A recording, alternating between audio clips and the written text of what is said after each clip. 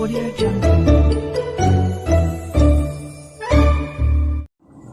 আসসালামু আলাইকুম, আমি নুরুল আলম সিদ্দিক, এসে গেছি দোলন ডেইলি লেসন থেকে। আজকে তোমাদের সাথে আমি আলোচনা করব দশম অধ্যায়, অষ্টম শ্রেণীর দশম অধ্যায় বৃত্ত চ্যাপ্টারটি নিয়ে। ঠিক আছে, তো ফার্স্টলি আমাদেরকে জানতে হবে বৃত্তটা কী আছে। সেটা হচ্ছে একটি নির্দিষ্ট বিন্দুকে কেন্দ্র করে সমদূরবর্তী একটি অঞ্চল, যেটি হচ্ছে তোমার আবদ্ধ বক্ররেখা দ্বারা অবস্থান করবে। ঠিক আছে, এটি হচ্ছে ধরো একটি বৃত্ত যেটি সমদূরবর্তী অঞ্চলে অবস্থিত এবং এটি একটি বক্ররেখা। এবার আসো বৃত্তের ভিতরে আর কি কি অবস্থান, কী কী বিষয়গুলো রয়েছে। ফার্স্টে তোমাদেরকে জানতে হবে এই যে বৃত্তের একটি নির্দিষ্ট বিন্দু থেকে আমরা যাত্রা শুরু করলাম, সেই বৃত্তটা এসে আবার পুনরায় পুরোটা ঘুরে এসে আরেকটি এই বিন্দুতে এসে মিলিত হলো। এই পুরো সম্পূর্ণ দৈর্ঘ্যটা, এটির নাম হচ্ছে বৃত্তের সম্পূর্ণ দৈর্ঘ্য। তো আমি এখানে লিখে দিচ্ছি সম্পূর্ণ দৈর্ঘ্য, এটির নাম হলো কি পরিধি। ঠিক আছে, এটা হচ্ছে বৃত্তের সম্পূর্ণ দৈর্ঘ্যের অংশ। কেন্দ্র থেকে পরিধি পর্যন্ত দূরত্ব, এটি হচ্ছে তার কি ব্যাসার্ধ, তাই তো। দেখো, এটি হচ্ছে তার ব্যাসার্ধ, এটি হলো বৃত্তের কি ব্যাসার্ধ। এই ব্যাসার্ধ, দেখো আমরা যদি কেন্দ্রের পরিধির এক প্রান্ত থেকে অপর প্রান্তের দূরত্বটা যদি কেন্দ্র দিয়ে যায়, পরিধির এক প্রান্ত থেকে আরেক প্রান্তে যদি কেন্দ্র দিয়ে যায়, তাহলে সেটি পুরো সম্পূর্ণ দূরত্বটাকে বলা হচ্ছে ব্যাস। তাহলে এখান থেকে বুঝতে পারছি যে ব্যাসটা হচ্ছে, ব্যাসকে 2r দ্বারা প্রকাশ করে, আর ব্যাসটা হচ্ছে ব্যাসার্ধের দ্বিগুণ। তার মানে ব্যাসার্ধ সমান হবে কি আর, বুঝলাম। আচ্ছা, তাহলে এটি আমাদের মোটামুটি একটি বেসিকের মধ্যে পড়ে যায়। আমি এটা আলোচনা করে দিই।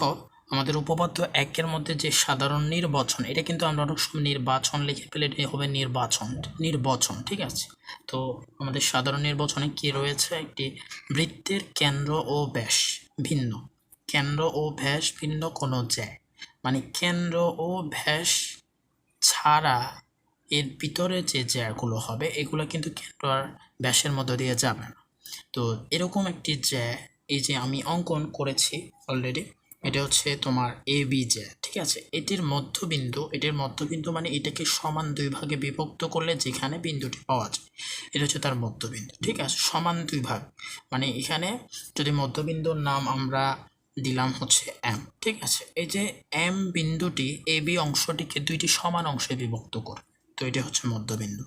সংযোজক রেখাংশ ওই জ্যায়ের উপর, সংযোজক যে রেখাংশটি অঙ্কন করব ওই জ্যায়ের উপর কি হবে, লম্ব হবে। মানে হচ্ছে এই যে কেন্দ্র, এই কেন্দ্র থেকে মধ্যবিন্দুর বরাবর যে লম্ব রেখাংশটি অঙ্কন করব, এটি হবে কি এই যে জ্যা, অঙ্কিত জ্যায়ের উপর লম্ব।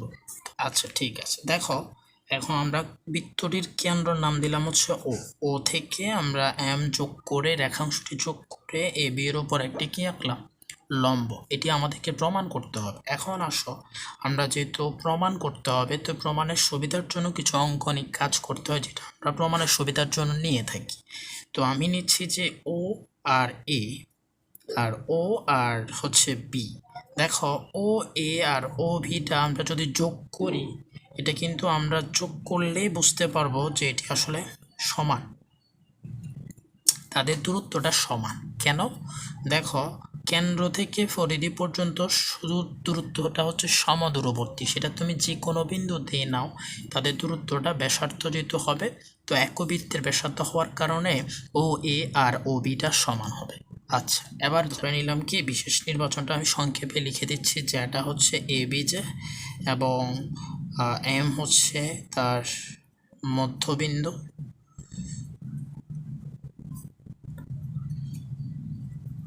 আর এই মধ্যবিন্দু থেকে এম থেকে ও পর্যন্ত রেখাংশ যোগ করি। তারপর হচ্ছে প্রমাণ করতে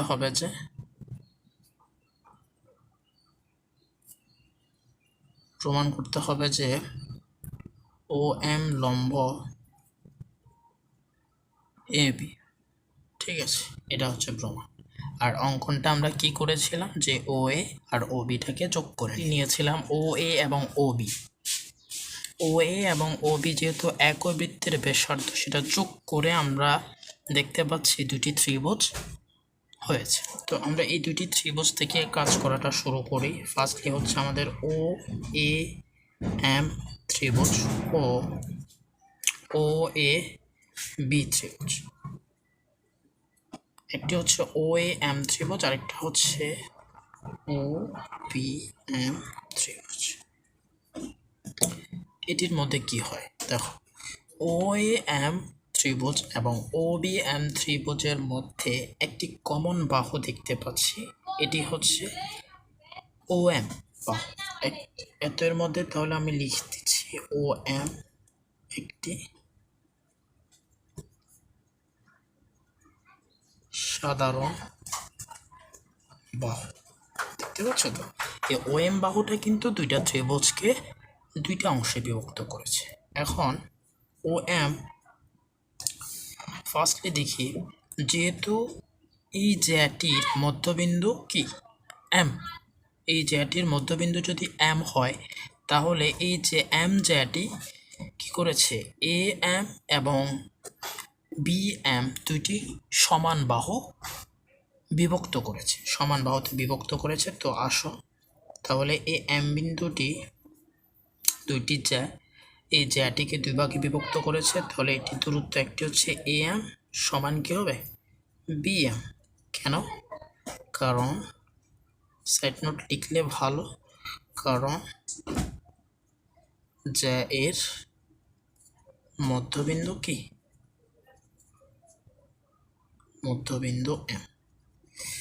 এবার আসো AM এবং BM সমান হয়ে গেল। দেখো তাছাড়াও আমরা জানি যে একই বৃত্তের ব্যাসার্ধ বলে এখানে OA আর OB বাহু সমান। একই বৃত্তের ব্যাসার্ধ বলে OA আর OB বাহু সমান। জাস্ট যে যে ইনফরমেশনগুলো আছে সেগুলো তুলে ধরছি।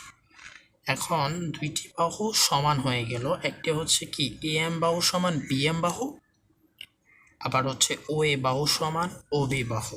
তাছাড়া OM বাহু কিন্তু সাধারণ বাহু। এখন যদি আমরা যাই, একটি ত্রিভুজের তিনটি বাহু যদি পরস্পর সমান হয়ে যায়, তাহলে ওই ত্রিভুজটা কি হবে সর্বসম, কারণ এটি একটি বাহু বাহু বাহু উপপাদ্য।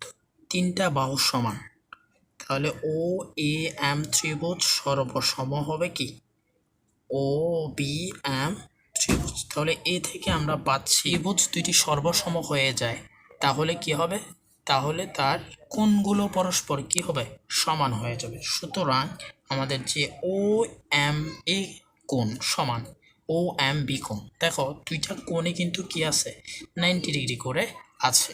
তো আমরা সেখান থেকে প্রমাণ পেয়ে গেলাম যে OMA কোণ সমান কি হবে OMB কোণ। তাহলে দুইটি কোণ যখন সমান হয়ে যাবে, তাহলে কোণদ্বয় রৈখিক যুগল কোণ এবং এদের পরিমাপ সমান, এদের পরিমাপ কি হয়ে যাবে সমান হয়ে যাবে। সুতরাং বাকি কোণগুলো কি হয়ে যাবে সমান, সমান হচ্ছে 1 কোণ।